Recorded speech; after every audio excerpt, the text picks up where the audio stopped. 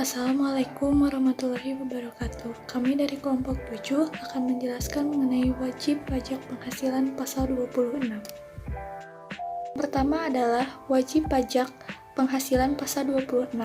Menurut Undang-Undang Nomor 36 Tahun 2008, PPh pasal 26 adalah pajak penghasilan yang dikenakan atas penghasilan yang diterima wajib pajak luar negeri dari Indonesia selain bentuk usaha tetap atau BUT di Indonesia.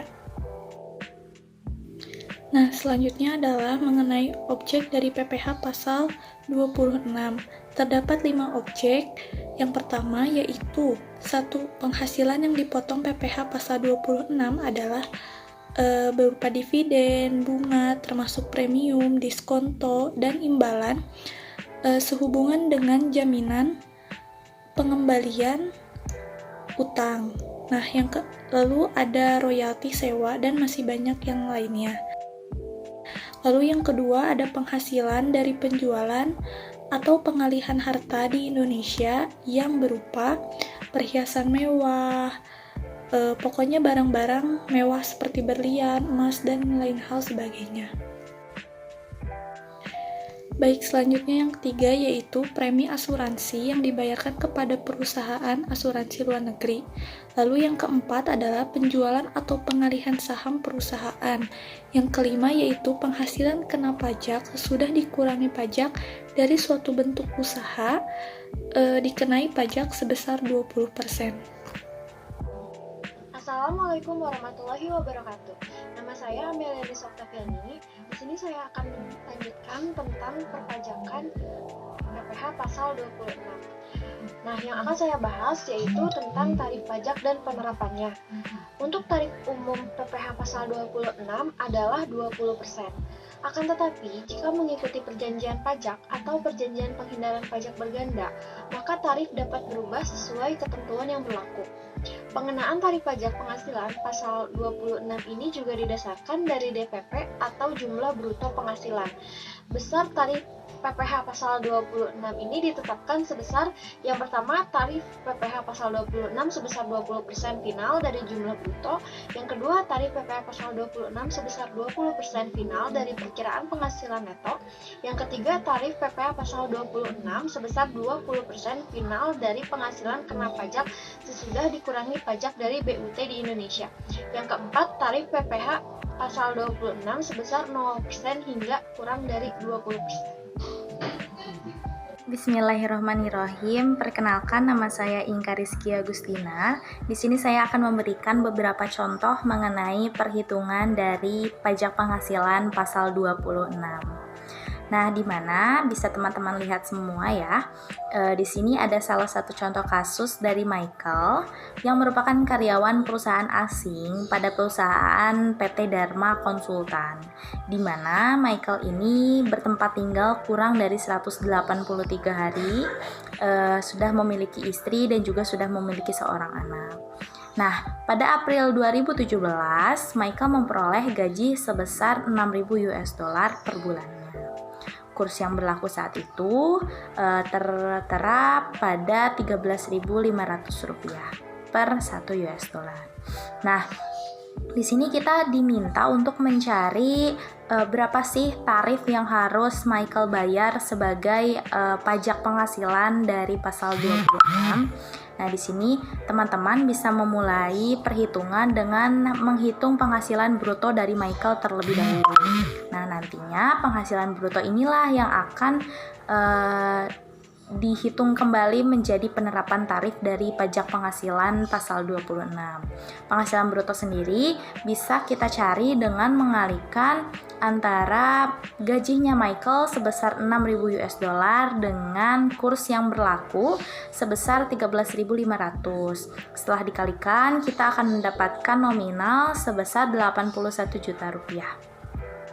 Nah, selanjutnya kita bisa langsung menghitung penerapan tarif dengan mengalihkan $81 juta dikalikan dengan 20%. Nah, kita mendapatkan $16.200.000.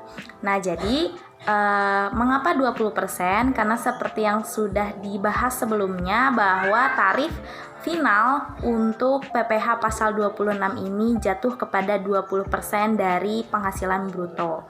Nah, jadi pajak yang akan dikenakan kepada Michael atau besaran pajak PPh 26 yang harus Michael bayar itu sebesar Rp16.200.000. Nah, apakah PTKP berlaku pada kasus Michael ini? Jawabannya adalah tidak, karena dalam PPh pasal 26 PTKP tidak dianggap atau tidak berlaku, terkecuali Michael bertempat tinggal lebih atau sama dengan 183 hari per 12 bulan. Nah, selanjutnya kita akan beralih ke latihan soal selanjutnya, di mana di sini ada kasus suatu perusahaan penyewaan gedung kantor bernama PT Mentari mengasuransikan bangunan bertingkat kepada perusahaan asuransi di luar negeri dengan jumlah premi selama 1 tahun adalah 1 miliar rupiah. Nah, kita diminta untuk menghitung PPh pasal 26-nya. Nah, untuk kasus yang ini kita tidak menghitung brutonya terlebih dahulu karena tidak diketahui penghasilan dan segala macamnya ya. Jadi di sini kita bisa mencari penghasilan neto dengan mengalihkan premi selama 1 tahun yakni 1 miliar rupiah dikalikan dengan 50%, itu sama dengan penghasilan neto dari PT Mentari. Nah, 1 miliar dikalikan 50% tentu saja hasilnya adalah 500 juta rupiah. Selanjutnya kita bisa langsung menghitung PPh pasal 26 di mana 500 juta rupiah dikalikan dengan 20% itu jatuh kepada 100 juta rupiah. Jadi yang harus dibayar oleh PT Mentari untuk pajak PPh pasal 26 adalah 100 juta rupiah. Terima kasih. Untuk materi selanjutnya akan kawan saya sampaikan. Saya Diani Safsa. Di sini akan melanjutkan materi mengenai sifat pemotongan. Pemotongan pajak penghasilan berdasarkan pasal 26 ini memiliki sifat final, kecuali yang pertama, pemotongan atas penghasilan kantor pusat dari usaha atau kegiatan penjualan barang atau pemberian jasa di Indonesia yang sejenis dengan yang dijalankan atau dilakukan BUT di Indonesia. Lalu yang kedua ada pemotongan atas penghasilan sebagaimana tersebut dalam pajak penghasilan pasal 26 yang diterima atau diperoleh kantor pusat sepanjang terdapat hubungan efektif antara BUT dengan harta atau kegiatan yang memberikan penghasilan dimaksud. Lalu yang terakhir ada pemotongan atas penghasilan yang diterima atau diperoleh orang pribadi atau badan luar negeri yang berubah status menjadi wajib pajak dalam negeri atau BUT. Lalu di sini ada juga pemotong pajak. Pemotong pajak di sini terdiri dari 4. Yang pertama itu ada badan pemerintah. Badan pemerintah adalah pemerintah negara Republik Indonesia dan pemerintah daerah di Indonesia beserta instansi-instansi di bawahnya. Lalu ada subjek pajak dalam negeri. Subjek pajak dalam negeri ini adalah badan yang didirikan atau bertempat kedudukan di Indonesia. Lalu yang ketiga ini ada penyelenggara kegiatan. Penyelenggara kegiatan ini bisa berbentuk badan, orang pribadi, atau kepanitiaan yang melakukan suatu event atau kegiatan. Lalu yang terakhir di sini ada BUT atau Badan Usaha Tetap. Badan Usaha Tetap adalah bagian dari subjek pajak luar negeri yang melakukan kegiatan di Indonesia sehingga menerima atau memperoleh penghasilan yang bersumber dari Indonesia.